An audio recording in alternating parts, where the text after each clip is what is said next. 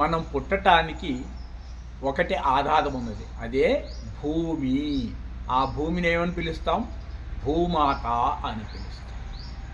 ఆమె మనం పుట్టటానికి, నడవటానికి, మరణించిన తర్వాత కట్టెల్లో కాలటానికి కూడా ఆ అమ్మే ఆధారం. లేదా మళ్ళా ఆ గుంటలోనే పూజ చేస్తారు ఈ శరీరాలు. అటువంటి భూమాతను, తల్లిని అమ్మవచ్చా, కొనవచ్చా? ఒకసారి ఆలోచించుకొని. మన కన్న తల్లినే మనం అమ్మము, కొనము, ఎంతో గౌరవిస్తాం. ఎవరైనా నీ కన్న తల్లిని అమ్ముతావా, కొంటావంటే ఎంత కోపం వస్తుంది. అలాగే అందరికీ ఇచ్చిన భూమాత మన మలమూత్రాలు విసిస్తున్న ఎంతో ఓపికతో మనల్ని క్షమించి మౌనముగా ఉన్నది.